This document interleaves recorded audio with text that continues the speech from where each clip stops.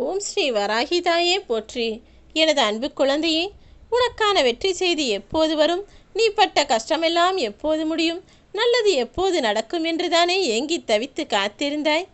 எனது அன்பு குழந்தையே, நீ மனமுருகி அம்மா அம்மா என என்னிடம் வேண்டுதல் வைக்கும்போது ஒரு குழந்தையின் தவிப்பை கூட என்னால் புரிய முடியாமலா நான் நடந்து கொள்வேன்?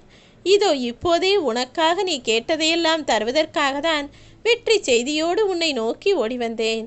நீ பட்ட கஷ்டமும் நல்லது நடக்க வேண்டும் என காத்திருந்த காலமும் எல்லாமே இப்போது முடியப் போகிறது.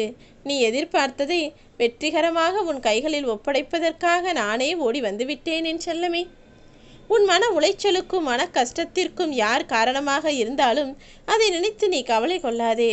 நிச்சயமாக நான் உன் விருப்பத்தையும் ஆசையையும் நிறைவேற்றுவேன். உனக்கான நல்லதை நடக்க விடாமல் யாரெல்லாம் தடுத்தார்களோ, யாரெல்லாம் தடங்களை உருவாக்கினார்களோ அவர்களும் இப்போது என்னிடமிருந்து தண்டனையை பெறப்போகிறார்கள்.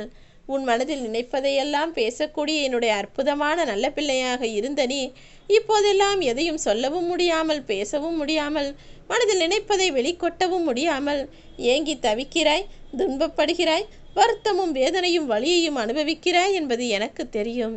கொஞ்சம் பொறுமையாக இரு.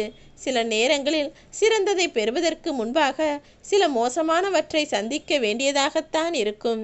அப்படிதான் இத்தனை நாளும் நீ கஷ்டப்பட்டாய். இப்போது எல்லா கஷ்டங்களையும் முடித்து வைத்து உன்னை சந்தோஷப்படுத்த போகிறேன். எந்த நடவடிக்கையும் எடுக்காமல் உன் வராகி அம்மா சும்மா இருந்து விடுவேனா? நீ என்னிடம் ஒரு விஷயத்தை ஆசைப்பட்டு கேட்டிருக்கிறாய். அது உனக்கு கிடைக்க வேண்டும் என விரும்புகிறாய். உன் லட்சியத்தில் கண்ணும் கருத்துமாய் இருக்கிறாய். அப்படி இருக்கும்போது நான் எப்படி உனக்கானதை தராமல் தவிக்க விடுவேன் என் செல்லமே? இதோ இப்போதே உனக்கான சந்தோஷத்தை நீ பெறப்போகிறாய். இனி எல்லா விஷயங்களும் உனக்காக நீ ஆசைப்பட்டபடியே நடக்கத்தான் போகிறது. அமைதியை விட உயர்வான சந்தோஷம் என இந்த பூமியில் எதுவும் இல்லை.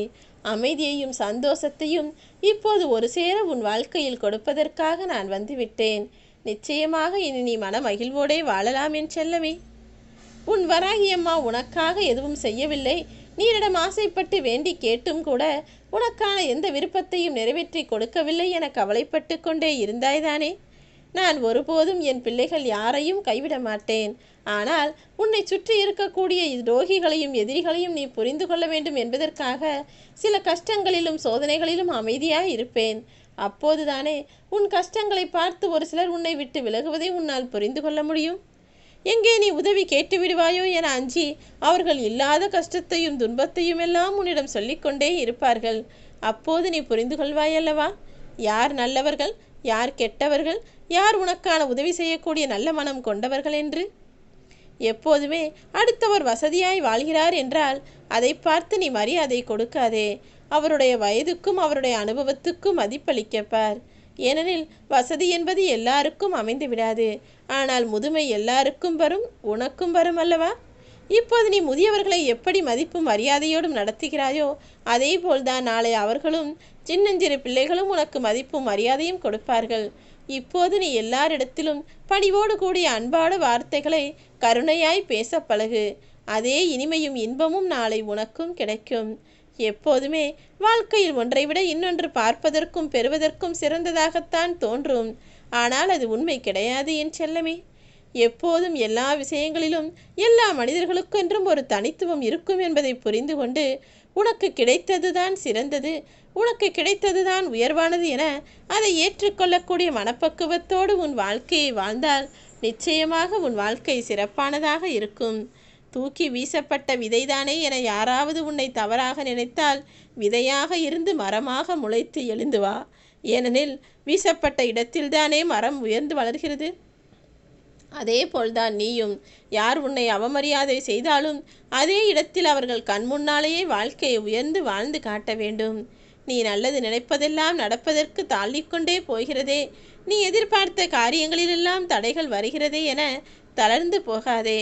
நீ பார்க்கக்கூடிய ஒவ்வொரு தடைகளும் நீ முன்னேறி செல்வதற்கான படிக்கட்டுகள் தான் என்பதை புரிந்து கொள்.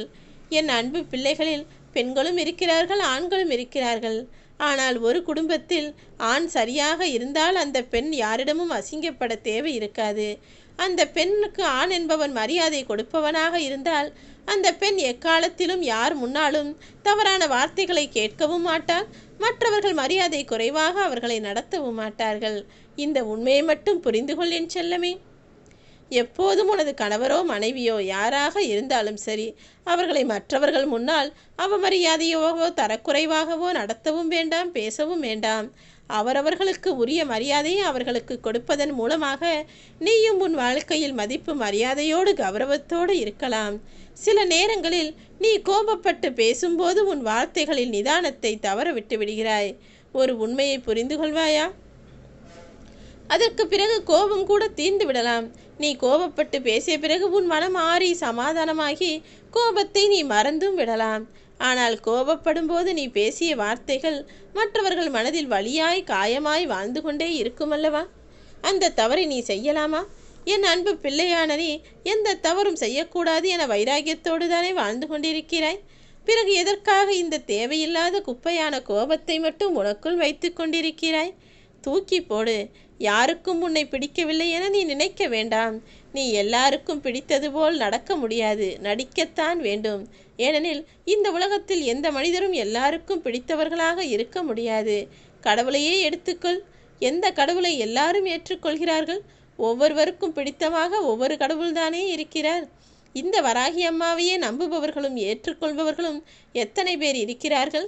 ஒவ்வொருவருடைய சிந்தனையும் ஒவ்வொருவருடைய எதிர்பார்ப்பும் வேறு வேறாக இருக்கும்போது உன்னால் எப்படி எல்லாருக்கும் பிடித்தவர் பிள்ளையாக நடந்து கொள்ள முடியும்? நிச்சயமாக உன் செயல்கள் சிறப்பானதாக மட்டும் இருந்தால் போதும். யாருக்கும் பிடித்த பிள்ளையாக நீ இருக்க வேண்டும் என்கிற அவசியமே கிடையாது. எந்த விஷயத்தை செய்வதாக இருந்தாலும் அதை பெரிதாக யோசி. ஆனால் செய்ய தொடங்கும் போது சிறியதாக தொடங்கு. ஏனெனில் ஒரே நாளில் உயர்ந்துவிட முடியாது அல்லவா? கொஞ்சம் கொஞ்சமாக உனது முயற்சி தொடர்ந்து கொண்டே இருந்தால், உனது பயிற்சிகள் சரியானதாக இருந்தால், தோல்வியையும் தாண்டி நிச்சயம் நீ வெற்றியை பெற்று மகிழ்வாய்.